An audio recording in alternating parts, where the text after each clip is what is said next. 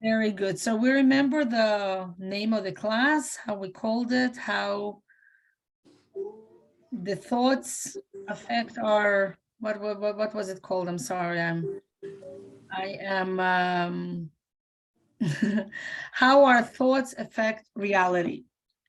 Very interesting class. I think about it a lot. There's a Siddish is saying, "Tach gut wird sein gut." If you think positive, it will be positive. And we're going to discuss it in our class today. I do want to mention that today is a very special day. Tonight and tomorrow is the 20th of Tevet. The 20th of Tevet is the Yortzeit of the Rambam, of the Maimonides. And many of us are learning Rambam or the Sefer Mitzvot, the mitzvahs of the Rambam, and so on. So it's special, a special day to pray and to become better, to try to become better, to have a better life. It's interesting when we look through the Torah, the stories that we have in the 5 books of the Torah, usually the Torah doesn't mention the emotional state that how people felt at that moment and what happened in whatever happened. And I'll bring some examples.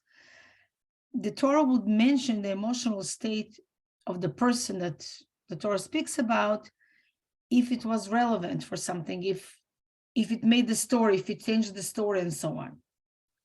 So let's think about Yosef. We just finished Chumash Bereshit, and we're speaking about Yosef. Remember what happened in the story with Yosef? His brothers disliked him, and they decided to put him away. So when he came, they took off his coat that his father made just for him, that represented that he was, the loved child, and they put him in a pit. And then he was sold to Mitzrayim and so on. The Torah doesn't mention anything if Yosef was fighting back, if Yosef was afraid or whatever, if Yosef was just silent and he just listened to his brothers and so on. We don't know. Doesn't speak anything like that. Later on, the last parsha that we were learning, when the brothers had to come to Egypt and they had to buy food because there was a famine, and Yosef had recognized them, but they did not recognize him. And Yosef decided that he wants to see if they really are still upset at him or not. So remember, he told them, okay, leave my brother, go back home, bring your baby brother, and so on and so forth. And at least I couldn't read it so quickly. Maybe then a class, if we will have time, we can speak, or some other time. About what you had put. Let's maybe go through the class and then we'll see what questions we can have. So when the brothers realized that they left Shimon and now the brother wants to have also, the brother also wanted, okay, at least I will answer now, but it's just a little bit hard when I'm trying to explain something if we have a lot of questions. So I'll just answer this one, but I would really prefer if everybody leaves the questions to the end. When we speak about positive, we're going to learn soon what does it mean to be positive thinking. To be thinking positive about the German, that doesn't mean to be positive thinking. That means not to be cautious. That means not to be realistic. This is not positive thinking. We cannot stand, and that's what we're going to learn in the class, that we cannot stand next to a murderer, God forbid, or next to somebody who is hitting us and say, no, I'll think positive, that nothing going to happen. You protect yourself. It's not what positive thinking is about, obviously. And the brothers started speaking to each other. Now they didn't know that Yosef understood, right? And the brothers told each other, look, this prime minister of Egypt is giving us so much trouble, not because he is mean, because it's our fault. Girls, it was more than 2 decades. It was 21 years after they sold Yosef. And now the brothers are saying, we know why it happened to us, because we didn't listen. Our brother Yosef, the 17-year-old, it says that they said, we did not listen. He was so distressed. His soul was so distressed. He was begging us not to put him in the pit. He was begging us to let him free, not to do whatever we were doing to him. But we chose not to listen. And we did not save him. And now it's our fault. And that's why God is punishing us. It's not the prime minister that is bad. Hello, Eugenia. It's us that we were bad because Hashem is. So all of a sudden now, hello. All of a sudden now, the Torah speaks about the emotions that didn't speak before. Another one, Adam and Chava, Adam and Eve. Something terrible happened in their life. Genocide.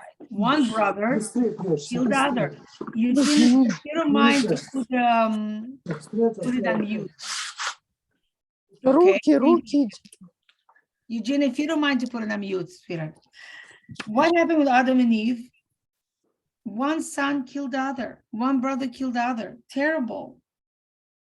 The Torah doesn't discuss how they felt, who felt, or whatever. It just told us the story, whatever it was teaching, but didn't discuss the emotions. We have another story after that. Noah, when he came out of the Teva, he came out of the ark. How did he feel to see the all of humanity, everybody, nothing survived?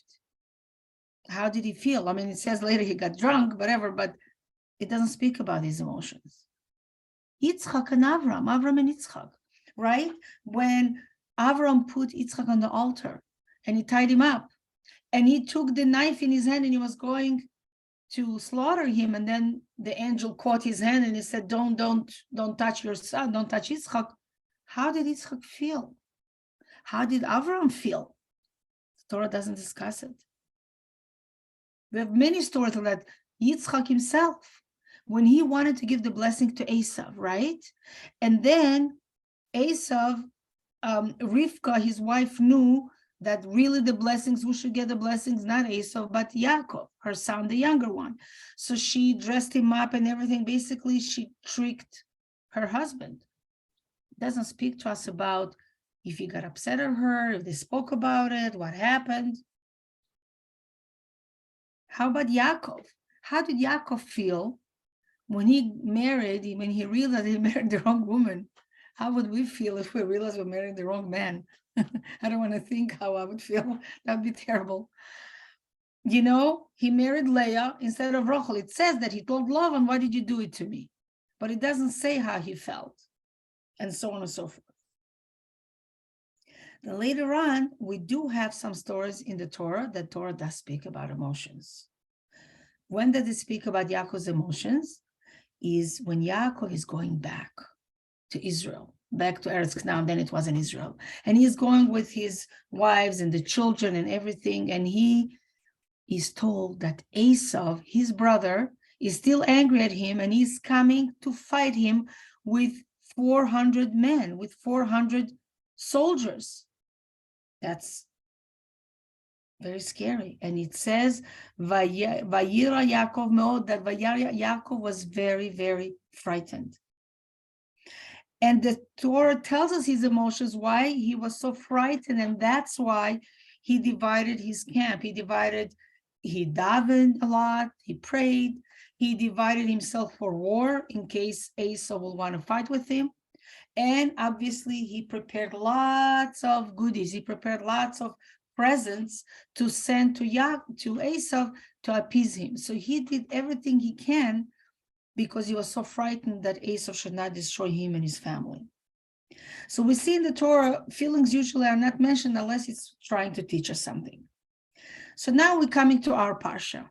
Now it's Parsha Shmot. It's the first Parsha of the books of Exodus. Let's try to follow.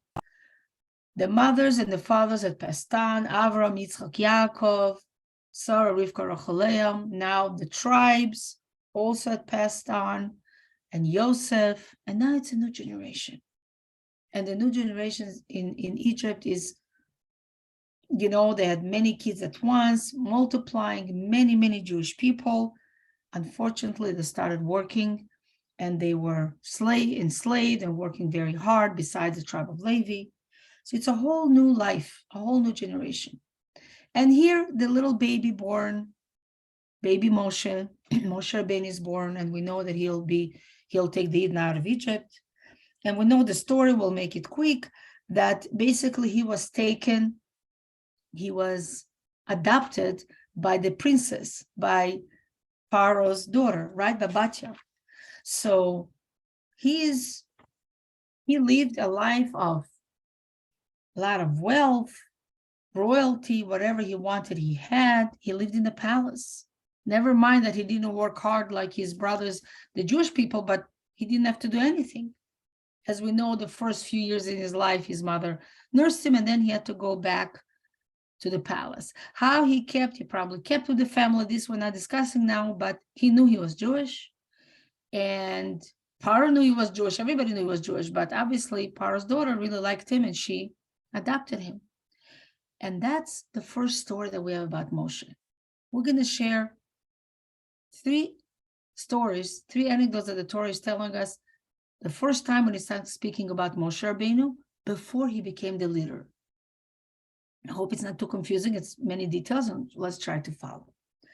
So it says, Vayigdal Moshe. Moshe grew up, he grew. It means also he grew, Vayetze Elachav, and he went to his brothers. So he went out from the comfort of the palace, from the physical place, physically went out, but also he went to his brothers. He went to see what's going on with his fellow Jews. How are they suffering? How hard it is for them. He went out of himself to feel, hello, Nechama, welcome. He went out, hello, to try to understand them. And what does he see? Look, the first scene that he sees, that the Torah is telling us about Moshe, he sees an Egyptian beating up a Jewish man. And the way the Torah is saying makeh, it's not just smacking somebody or like, a little thing. Beating up, makot, it means that he was beating up, he could have murdered him, God forbid. He was beating him up really, really bad, not just, a little bit this, oh, hello, what happened to you? And Moshe Rabbeinu got very upset. And he decided that he has to take away the murderer and let the victim go free. So what did he do? It says he looked here and there. Physically, he looked here and there. He didn't see anyone. So he killed him and he buried him in the sand. I do want to explain what Rashi says as well, that he looked here and there, which means he looked to see in all the generations that can come out from this Egyptian, if there'll be any good people, that it pays not to hurt him. But he saw that there's nothing good will come out, and he had to save the Jewish man because this Egyptian was beating him up so bad that if Moshe Rabbeinu wouldn't take him away, he would kill him, probably. So he killed him, and and that's the end of the story. The following day, Moshe Rabbeinu is going out again outside from the palace. And the second story is he sees 2 people fighting again. Well, not 2 people fighting because the first story, the Jewish man wasn't fighting. He was just there and the Egyptian was hitting him. We don't have time to go into the story why he was hitting him. Perhaps I should tell you quickly. The Jewish man, the Egyptian wanted to live with Shlomit Badivri, she was the wife of this Jewish man that was being beaten. And the Egyptian put his eyes on her. So then at night, he came into the house and he took out the Jewish man and he told him to go work, whatever. He told him to get out of the house. The lady was kind of asleep and the Egyptian came on her. He slept with her and she didn't realize. She thought it was her husband. And then the Jewish man came back. And when the Jewish man came back, I guess the Egyptian just left or whatever, the Egyptian realized that this Jewish man realized what the Egyptian has done to his wife. So he was very upset that the Jewish man realized. So what did he do? He started hitting him up, beating him up in the morning. And that's when Moshe saw. So Moshe saved him. Now he sees 2 Jewish people, Datan and Aviram, 2 Jewish people quarreling, fighting with each other. And one of them picked up his hand to hit the other man. And what did Moshe Rabbeinu tell him? From here we learn something very, very important. Moshe Rabbeinu told him, Rasha, wicked man, Rasha, lama takerecha, why are you hitting your friend? And from here we learn that even if we don't hit someone else, if we just pick up our hand to hit someone, we're already called Rasha.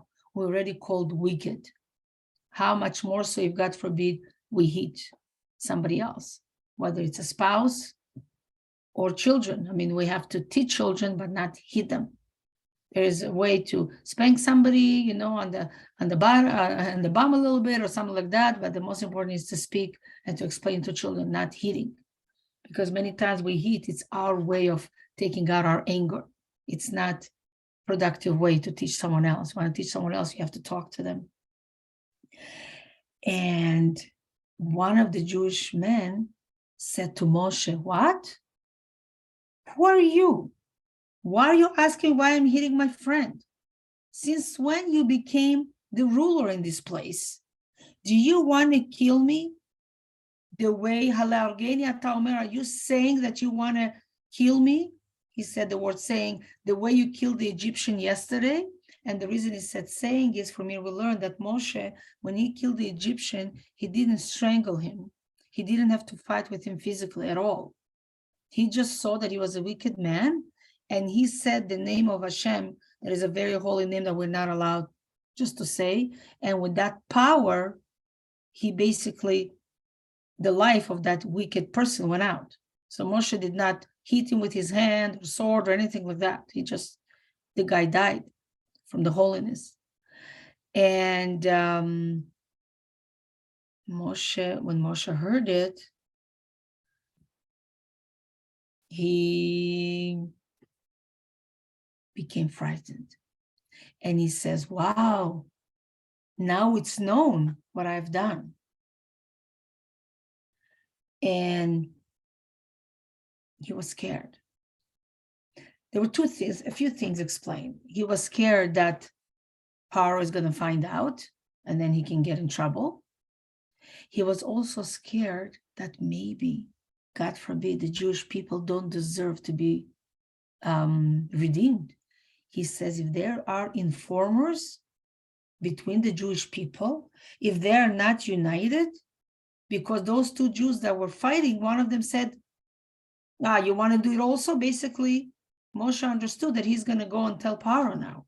So he says, if they have informers between them, if they're not united, if they don't try to protect each other, then who knows if they even deserve to be redeemed, God forbid. Obviously, Moshe wanted the Jewish people to stop suffering. God never told him he had to redeem anybody, right?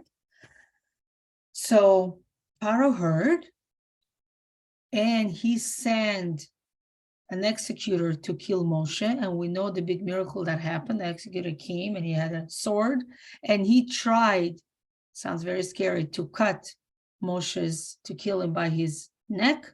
And it says that Moshe's neck, in the Torah, it says Moshe's neck became like stone.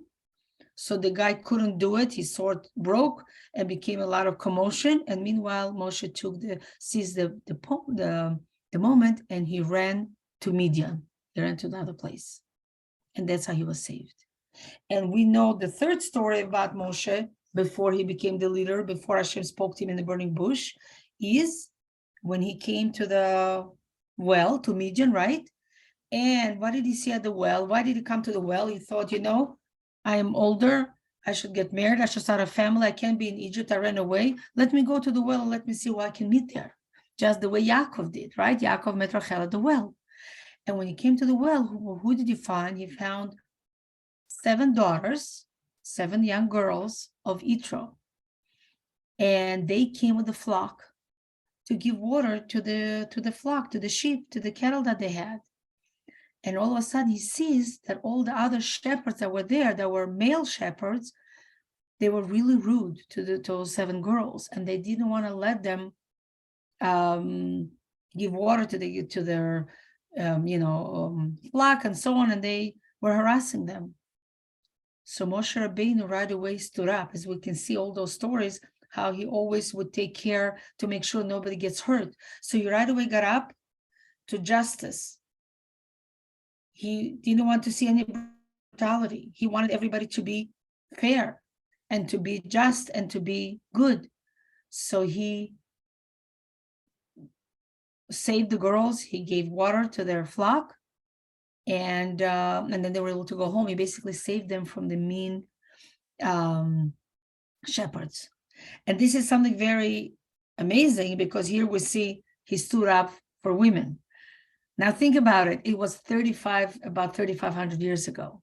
Now it's very, yeah, sure. If somebody is hurting a woman, a girl, whatever, you stood up. It's the in thing to do. Not those years. But he did not what was in and what wasn't in. If it made sense to somebody else, he knew what his justice is. And he saw 7 girls that weren't even his people. They weren't Jewish. He didn't know the place. He came to a foreign country. He didn't speak the language, perhaps as good. He didn't, but he saw that something injustice is being done to those women. So he stood up and he saved them. So all those 3 stories, we see how he was always to take care of people. And we see that he had that nature of being a leader. He could have just said, I don't know anything. I don't know what happened. Who knows the shepherds? And if I'm going to try to save the girls, I'm just one man. All those shepherds are a lot of men. They're strong. Who knows what they're going to do to me? He didn't make any calculations like that. He saw somebody suffering. He knew he had to stop the suffering, and he went to help them. Now we want to understand, what does the Torah write to us that Moshe Rabbeinu was scared? That he had pachad, who pachad. Why is it important about the story that he was scared?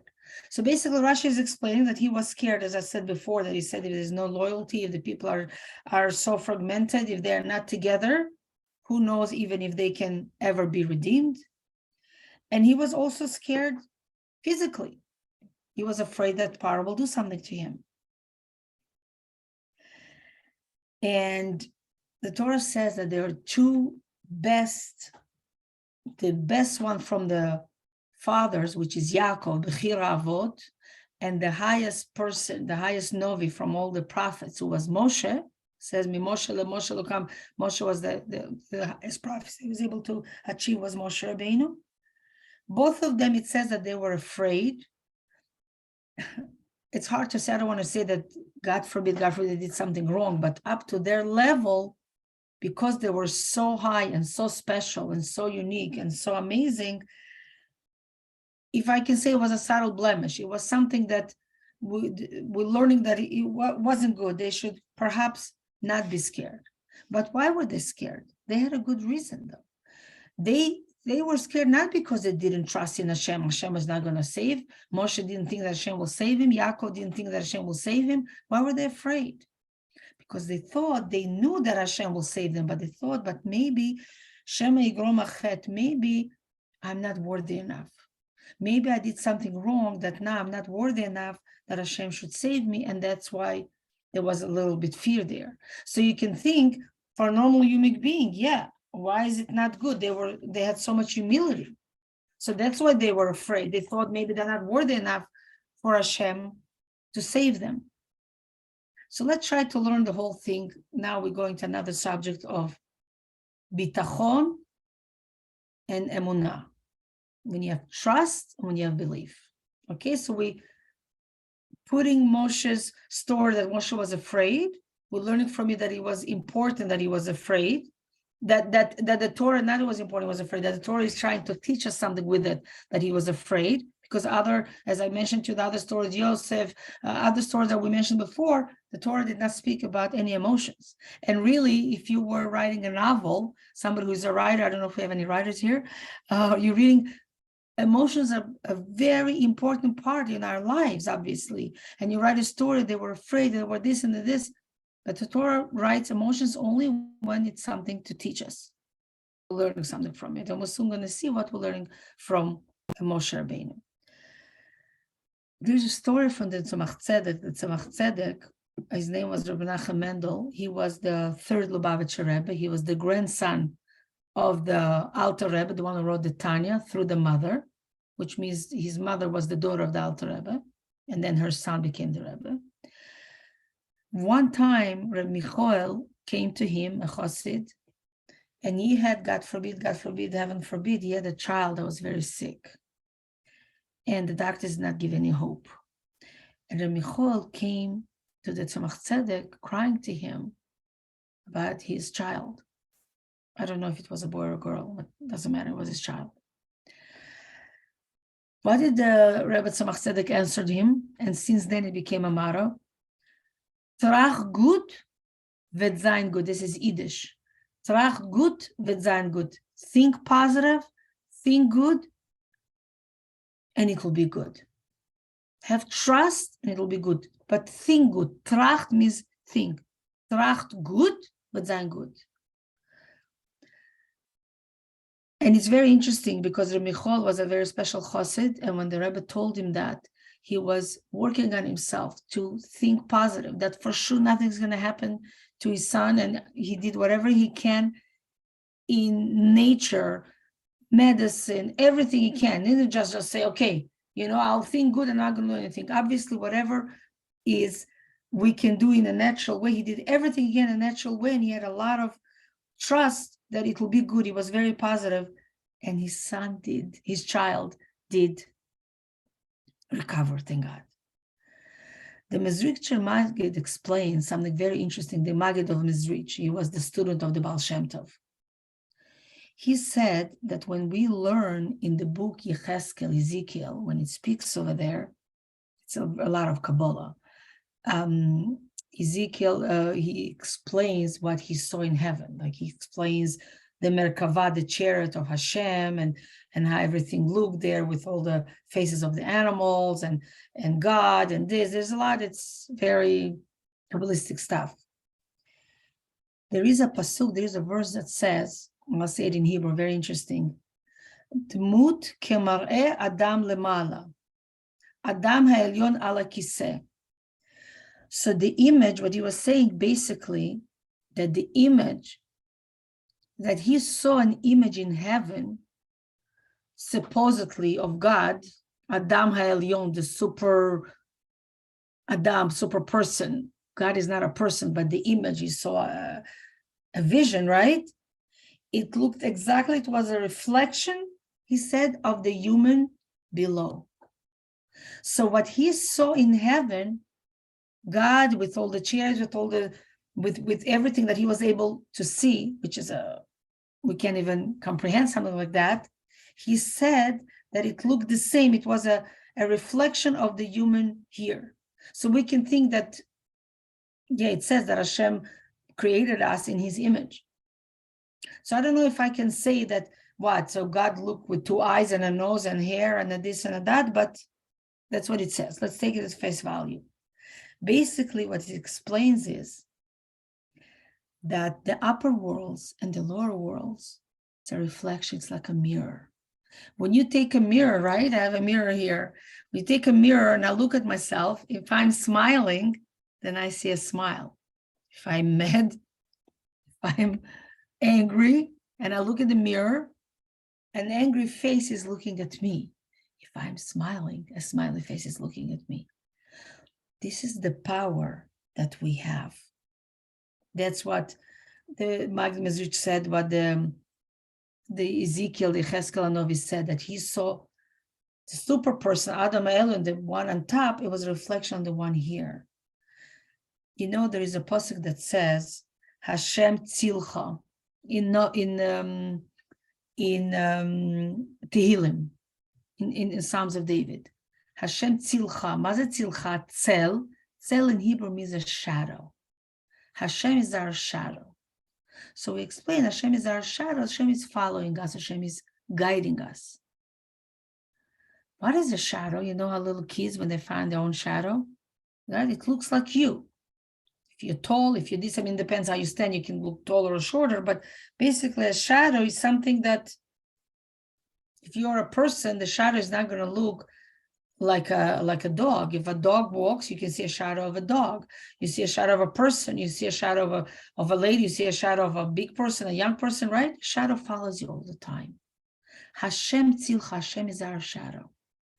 If we want to be happy, if we want to be joyous, if we want to be positive, that Hashem is our shadow. Hashem is showing positivity and happiness towards us. If we want to be sad and we want to complain, then that's what we arise in heaven, those forces. It says in the Gemara, very interesting, Rabbi Yehuda ben Nosson was walking once with his student, and they were learning, speaking, and then all of a sudden the student, said a sigh. Oy vey, like he sighed. He was like sad about something. He was worried about something. Aren't we all doing it all the time? We're just kretching, right? Oy. Why did the tzaddik tell his student right away? He says, why are you doing it? You are bringing suffering. Could you imagine?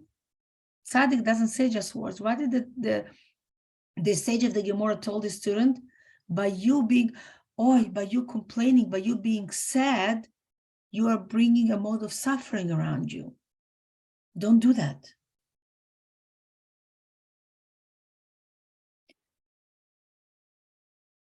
There were so many sforim, so many books, so many tzaddikim were writing things about bitachon, about having trust in Hashem. And some who trust in Hashem have chesed, have, kindness around them, and so on and so forth. It's hard things to understand. We have, as I mentioned before, we have emunah and we have bitachon.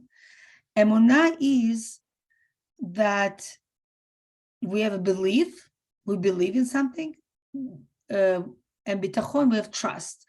So there are commentators that are explaining that it's very close to each other, belief and trust, and some are saying that no, it's different things. It's not exactly the same. We have emunah, we have faith, we believe, we know that Hashem is controlling the world, that Hashem is making things happen in the world. We know that, and everything has a reason, but we are also part of it. And many times we see how Hashem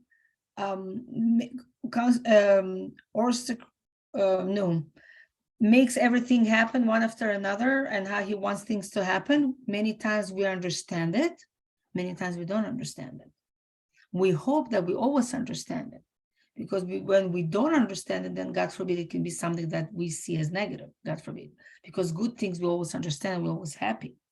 And there is a thing that the Baal Shem Tov taught us, that everything that happens is ashgacha pratit. Everything has a reason, and nothing just happens just by itself. Everything has a reason. Obviously, we don't always know the reason. And one time they were walking, the students working with the Baal Shem Tov, and leaves were falling off the tree. It was fall. And one of the students asked the Baal Shem Tov, you're saying everything comes for a reason. What the difference is where the leaves are falling now? So the Baal Shem Tov told him, you see this leaf? Pick up the leaf. See what's laying underneath the leaf. And the student bent down on the floor and picked up the leaf. And what was under the leaf? A little worm. It was a hot day. And the Baal Shem Tov said the little worm was praying to God because it was so hot, it was drying, and it needed such shade. And Hashem made the little leaf fall on that particular worm to protect it. I know we can have many questions, because many times we ask for certain things, they do happen, they don't happen, but we do know that there are reasons, and obviously we are not God, we don't understand. We are the creations, we are not God. You'll take the most smart person will not understand something that, is beyond. And many things that happen to us as well, we can put the fault on someone else. It was my doctor, it was the lawyer, it was my spouse, it was this is his fault, this is her fault, this is that. There were many people in the story, but after all, God does control what's happening. So how do we put it together? So then we don't have to do anything. If I know what's going to happen, so why should I try? And should I put the fault on someone else that they hurt me? Or we have many, many questions, obviously. We know that Hashem loves everyone like an only child. So what we are learning here is that somebody who has emunah, somebody who believes in Hashem, that everything that happens is for good and Hashem is there to help me, life is happier, there's more serenity, we're not as worried, we know things will be okay, and we have a more positive look at life. And when we have a more positive look at life, as I said before, as the prophet Ezekiel said, that he saw the image up was reflecting the people down here, the image on the bottom in this world is basically, it's like a mirror. So if we are positive and we are happy, then we create that around us. And God is our shadow. So God is sort of called following us to have everything should be good. It's interesting. I heard from one time he was in someone's house and he was speaking, Reb Shalom Mordechai Rubashkin. Probably know that, I don't know how many years ago he went out of jail. He was in jail for 8 years and he was suffering there. In Iowa was a store in the States. So he said that his great-grandparents suffered in Russia in jail. Obviously, the jail in Russia and the jail in America is very different because this Rabbi Rubashkin was in the jail for 8 years, very maximum security. So he said he didn't suffer physically, like beaten or starved and going outside with no clothes in minus 40 weather and all the terrible things that they used to do to the prisoners, especially to the Jewish people in Russia when they were in jail. Terrible, how they tortured them. He said he didn't have that, but the torture that he had, it was soul torture. He felt that he's going to lose his humanity, the freedom. Somebody loses freedom, they feel they're not a person.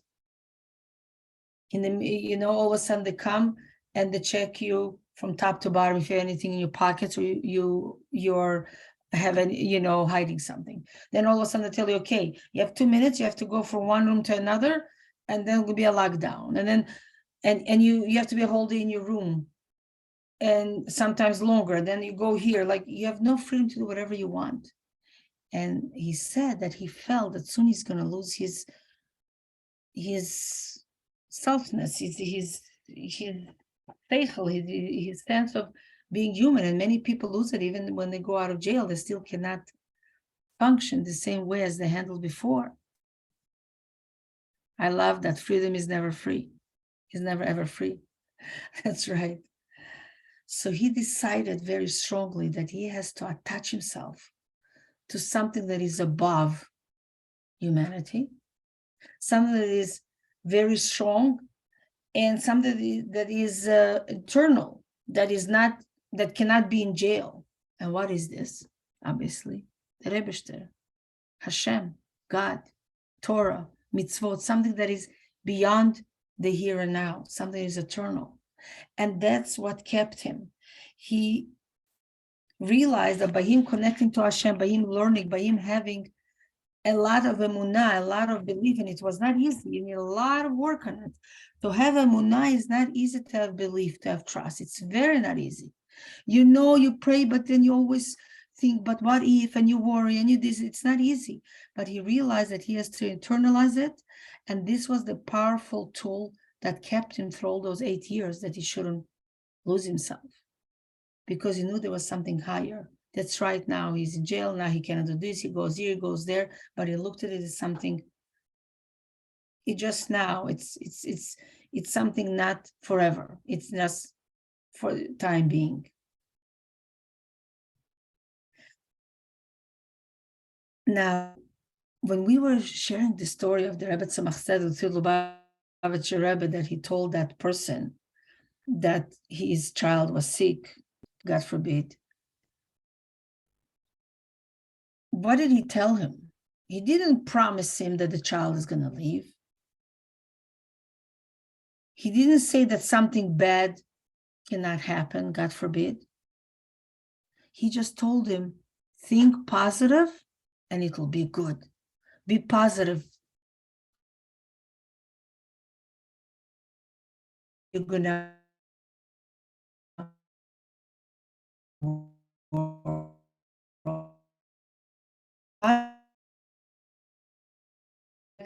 the Yortzeit of the Alter Rebbe. The Alter Rebbe passed away. Oh, I'm frozen. Now it's good. Am I still frozen? No? Now it's good? Okay.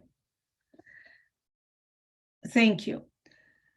The Alter Rebbe passed away when in the war of Napoleon with Russia. He didn't want to leave during that time, and let's say Shabbos, Saturday night, he passed away. Sunday was the 24th of Tevet. His grandson, the Tzemach Tzedek, was very broken, was very close to his Zayda. His Zayda, basically his grandfather, raised him because his mother passed away when he was a little boy. And when he was praying Arvit after Shabbat, before his grandfather passed away, he was praying with, he was sad, he was very sad. And the tune was a tune of somebody who is depressed, somebody who is sad. His Zayda, the Alter Rebbe, didn't tell him anything when he davened, but when he finished, he told him that the Zohar writes, in the Zohar it says that the higher worlds, they try to fit into this lower world. Basically, as we said before, that it's a mirror. And he told him that if the lower world is happy, then the higher worlds are happy. So he told him, why when you daven, you were sad? You shouldn't be sad, you should be happy. Because if we are sad, then we bring sadness up there, then we bring sadness around us. Then we kind of judge ourselves, God forbid, to something not good. So there's a lot of divinity that we can create around us when we are happy, when we have trust, when we know things will be good, when we have positive thinking. Yes, it doesn't always come through. We must say, we don't know, because many times people think positive and sometimes, God forbid, something doesn't work out the right way. But at least they tried. How many times when we do think positive, it does help. You know the story of there was a young couple who got married, and they were very interesting, and they wanted to go to they want to take a honeymoon. And they decided that they're going to take a honeymoon in a very different way. They're not gonna go to Sheraton or to some beautiful hotel or some exotic place, and they're gonna go to a forest, to some rustic cabin, made out of wood, and they're gonna have a lot of love and romance and affection. It'll be very nice, and they rented it for 3 days. And the first night they go to sleep, and somebody comes to visit them. And who comes to visit them? A woodpecker. And the whole night they couldn't sleep. And then during the day, whatever they've done, and the second night comes, and somebody comes to visit them again. Not the mother-in-law, not a friend, but it's again the woodpecker. And they didn't lose it yet. They were still trying to be positive, and they were happy. Anyway, acting happy. And then the third night came, and the woodpecker came again. And obviously, again, they didn't sleep. They stayed with them the whole 24 hours. They did not sleep. They finished their beautiful honeymoon. And now what happens? The young lady tells them, wow, we had the best honeymoon. We had such an awesome time. It was so amazing. Now let's see how we can make it let's try to find a way to figure out how we can make it even more amazing than it was. Let's hear what it is, what's going on here. She could have been so miserable. She could have been so negative. She could have tell him, what a silly idea you had. You don't go with your wife to a honeymoon to some cabin, some rustic cabin, and trying to be different than everybody else. You go there with a friend and you sleep there with jeans with somebody else. Why are you taking a young wife or something like that? And we didn't even sleep and and take our whole misery out of it. When they finished, she was an extremely positive person, and obviously him as well. And they said, let's figure it out. Now, girls, do you know who it was? These two people were the makers of Walter Lance and his wife. You know the cartoon Woody the Woodpecker? They were the creator. Yes, they were the creators of that cartoon. And you know what a good business they made out of it. 50 years later, they were interviewed by a journalist, and the journalist asked them, what was the best night in your lifetime for those 50 years that they were together? And what did they say? The night in that rustic cabin in their beautiful honeymoon. Well, it was great because they made a very good livelihood. But how did they get to do that good livelihood? Because they didn't blame each other. I don't know if I would have such will when I read it. I said, wow, I must share it. To think so positive, not to blame each other, not even though they wouldn't blame each other, but would be angry. They finished those 3 days and then they said, okay, how can we make it exciting? How can we make it amazing? You're already standing in the rain. It's raining. Either you get wet and you cry and you complain, or you dance in the rain. You're walking. It's raining anyway. You have no umbrella and you don't have a coat and you still have 15 minutes to go home and whatever else you have to do. So either you like it, right? You make a joke. Either you dance with it and you just enjoy being wet. You're going to be wet anyway, or you're going to complain. It's your choice. It's our choice. And that's what all the stories that I mentioned that we were learning, that the Rebbetzin said, and we always use it, trach gut wird sein gut. I do want to tell you that when I wrote, I don't know if I ever shared it with you, when I wrote to the Rebbe 2 years ago, I guess it was, when we were selling our house in Woodlands, it was a difficult time for me. Besides, it was very hard to part from the house, but I was afraid that we won't be able to, houses were going down. I was afraid we won't be able to get what I want for the house. And it was just emotional time for me. And it was hard. And I wrote to the Rebbe blessing that he should give me the strength to go through that transition. And I was very thankful that we have the Chabad house and we moved to a new area and so on, but it was difficult. So I wanted to understand and to see the God's blessings and to appreciate God's blessing with having such a big, beautiful Chabad house, with be able to move to the center of the city, to be able to get a house here, a little bit smaller, doesn't matter, but to have, so many more people are coming, to appreciate it and not to be complaining, okay, so I don't have the house I'm used to. It's silly. I wanted to get over it. And I asked for a bracha to see to appreciate Hashem's blessing and not to complain. Not even to somebody else, but to myself. And the Rebbe writes over there, I wrote or opened the Rebbe's books, and the Rebbe writes over there, wrote a letter over there to someone, which obviously in this case it was for me, that the Rebbe writes, Tach gut wird sein gut bepeil. Think positive, think good, and it will be good. And in bold it said bepoil, which means actually, it's actually going to be good. Not just like the Rebbe added that word in that letter and it was bold. And I would always thinking about it whenever I would like lose it in me and start worrying and start being sad or whatever. And that helped. And we're learning from here. We are a mirror. If we are down here happy, then Hashem is happy too. Hashem is the shadow. Hashem is following us.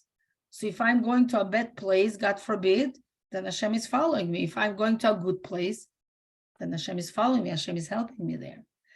And that's amazing. I mean, it's a true story what happened with those people that made such a big career out of it because they decided, it was 3 days in our lives. It was our honeymoon.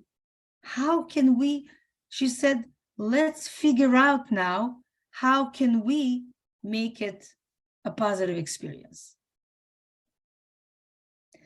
There are things that are happening in this world, obviously, that is not in our control. And we cannot do anything about it, but we have to try to do whatever we can.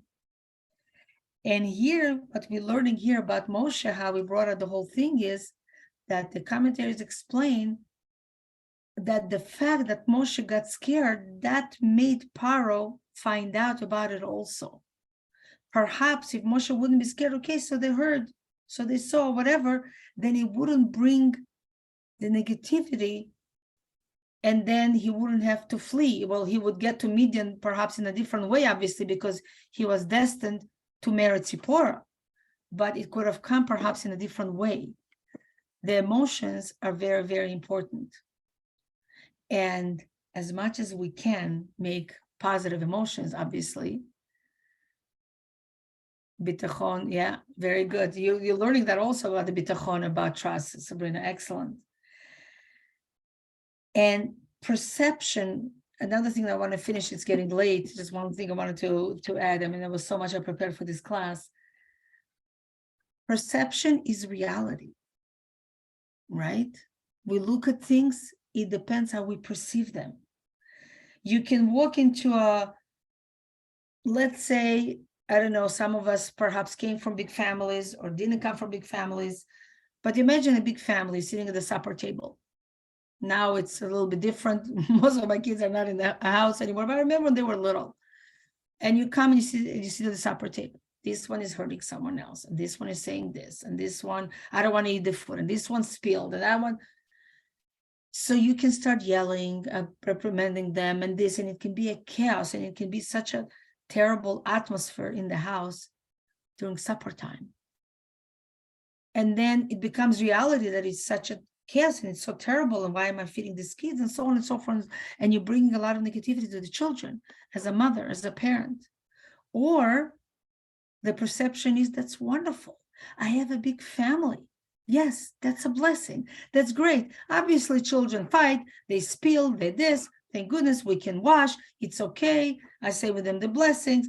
I'm so happy they're eating. I'm so happy they can chew. I'm happy they're not choking. It's the way you look at things. And you're all happy. And then everybody in the room stops fighting as well, if the kids are, because if you're not yelling at them, they're going to start. So it depends how you are. You bring the blessing when everything is good.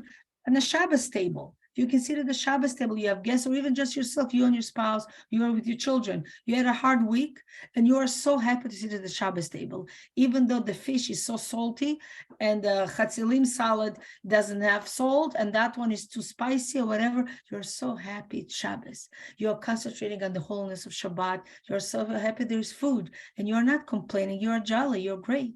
And then the other person at the table, all they can see is their perception is only all the wrong things. Oh, the tablecloth is not so good. And that's right.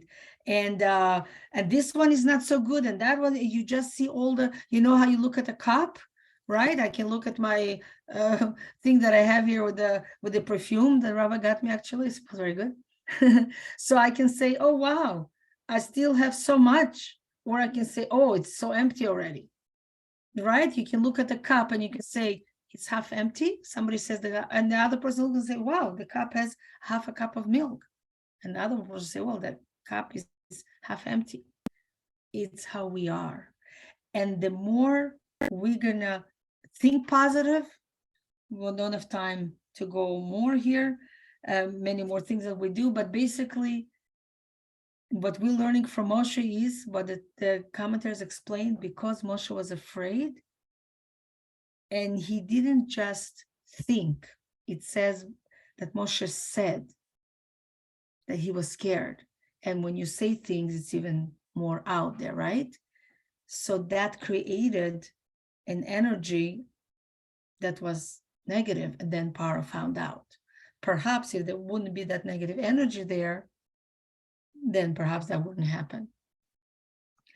Again, I want to finish that we cannot answer all the things that happen in life, but we do learn from it. That is very, very important, is that the more we are positive, the more we trust in Hashem, the more we look at everything that is happening as an opportunity. And if there is a challenge, it's okay. I'm going to get over it. Then Hashem is helping us, because then we create an aura of happiness, of positivity around us. And as we said, perception is reality. You know, the story that you have a like a cartoon of a deer, an elk, I don't know, an animal that some people are running after it and wanted to catch it. And the animal is running away, and it's running, and it doesn't even realize that it's basically running in the air because it has so much strength and so much positive energy to run away from the person who was trying to catch it and shoot it. So it was flying in the air. And all of a sudden, the animal looks back, right? The deer, whoever it was, looks back to see, and they see, wow, the person is so far because the person is on the other side of the cliff. And they look down, and all of a sudden they see, wow, it's all open. There's nothing here. It's a vacuum. It's all open. And you fall down because you realize, okay, now it's time to fall because I'm in a place that I have to fall because there's no way I cannot save myself. I have to fall. Didn't get a chance to read. Before, the animal didn't see the person running. It was trying to save itself, and they didn't see that they were kind of flying in the air because they were going beyond the laws of nature. What I'm trying to explain is that, right, it should always happen, doesn't always happen, but we do have a lot to do with it. Avram Avinu, I don't want to say two more things. Avram, when he was thrown into the fire, what happened? He did not expect that God should save him, but he knew that Hashem exists, although Nimrod told him there's no God, and Nimrod said, I'll throw you in the fire, and Avram said, I don't want to go into the fire, but I cannot say that God doesn't exist. So when he threw him in the fire, Avram had a lot of trust in Hashem. He knew Hashem is there. So Hashem had changed the laws of nature, because who says the laws of nature have to rule? The same God who created, who made the laws of nature, can change it. Who made nature? What is nature? Nature is godliness. We spoke about it many times. We read it. What is nature? What the sun goes this, God makes it. So when Avram behaved above nature, he was so positive and he did the right thing, so God changed the nature.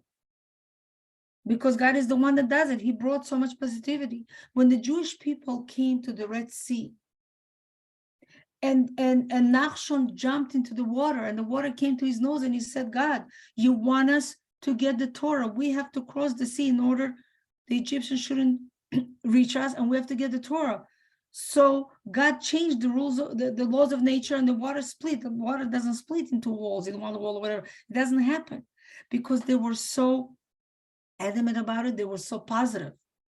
So what we are trying to say is, the more we can work on ourselves to be positive, to think positive, to not to look at the world as something negative, and things that come our way, to see it as a challenge, as something, as an opportunity, not as a challenge, as an opportunity to grow, then things will be different. And I do want to finish with the story which I read a long time ago, and perhaps you know as well, there was a person that was a big pessimist, always complained. Everything was always bad. Everybody was hurting him. They didn't have a good marriage. He didn't have always bad, everything was always complaining to his wife. He was a trucker.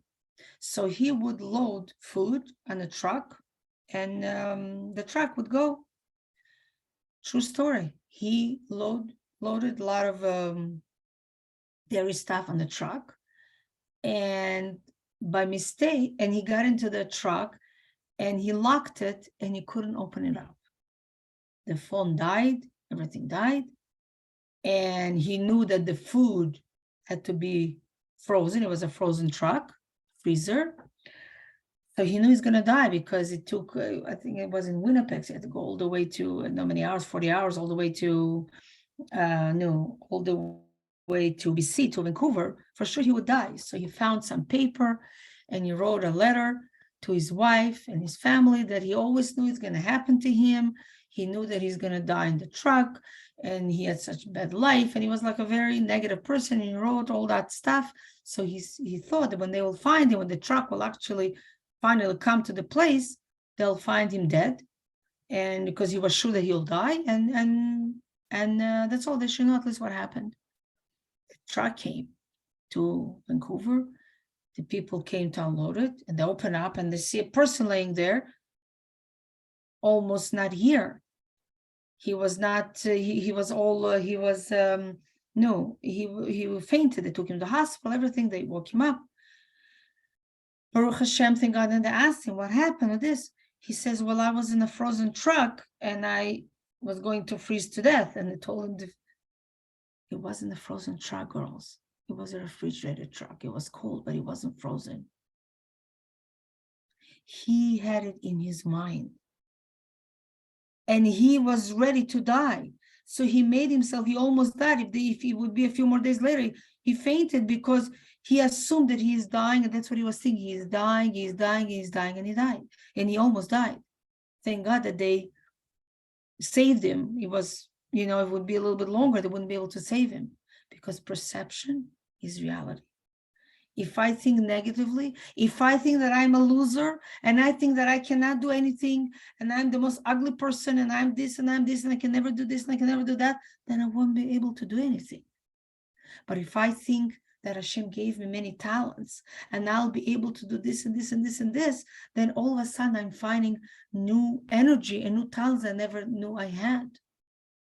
And we know that it's so important, especially with children. How many times families have a child that maybe not as brilliant, maybe not as talented as his brothers and sisters, or her brothers or sisters, or other kids in the class. And if everybody says, "You're stupid, you this," I'm sorry I'm saying those words. How many times we have adults that are saying the reason they did not do good in life because when they were little, the parents would yell at them, "You are not good, you are not this," the teacher in class, so they didn't believe in themselves. And many times we know stories that children that really, really could not do well, and they flourished amazingly because they had such a good mother or such a good father, and they took care of them and they made them believe in themselves. So let's hope today is the Yortzeit of the Rambam. All the wonderful thing we're learning from Maimonides, all the wonderful thing we're learning from Moshe Rabbeinu, who was the first leader. And he had those qualities to take care of somebody else. As we saw, he took care of the Jew that was beaten between the two Jewish people that were fighting. He wanted them to stop. When he saw some people that he didn't even know, and they weren't even Jewish, but they were women, that the men were taking advantage of them, he came to save them. He was always there. He was a shepherd. He cared for animals. He cared for everybody. He cared for people not to suffer. And that's why he became the leader of the Jewish people, because he had such a good heart and he wanted always to take care of everyone. And we're learning from here, when he was afraid, the Torah speaks about his emotions because it brought to something, it brought a little bit of negativity. Maybe if there was no fear, there wouldn't be. Sometimes, as by Yaakov, he was afraid and he did something about it because he needed to save himself. So whenever the Torah speaks about the emotions, obviously it has a reason. And what we're learning from this parsha is that let's try. Wow, it's getting late. I'll finish with that. And I really need that power. Let's all try to be positive. We all have lots of workloads on ourselves. And I would say now with me, with Baruch Hashem, as you know, we are celebrating a bar mitzvah, preparing. I do want it to be a very positive event. I'm not the one. We are not cooking the food. We have a caterer doing it. We are not setting the tables and chairs and schlepping everything. They're doing it. We are decorating, though. We do have to decorate on our own, but just to plan everything, how much and what, and follow up with people who is coming and who is not. Hopefully, people will let us know. And the program, I want it to be a nice Jewish program. As I said, it's a bar mitzvah. We have to concentrate on the mitzvah, not on the bar, right? Although we can have a bar and food, but we have to concentrate on the mitzvah. So I'm thinking different ways how to explain to ourselves, to the people, to everybody, how mitzvahs are important, and doing some kind of stuff about it. And just, it's a lot to plan, and kids are coming, and the Shabbos, and many times I tell her, I lay in bed and I'm so overwhelmed, and I'm telling, why am I overwhelmed? I have to be so thankful that I have a simcha to do. And when I think like that, all of a sudden, all the things that bother me go away. I thought I'm not going to be able to order yarmulkes. We don't have really yarmulkes in Chabad, so we need yarmulkes anyway. It's not that I have to print yarmulkes with Shlomo's name.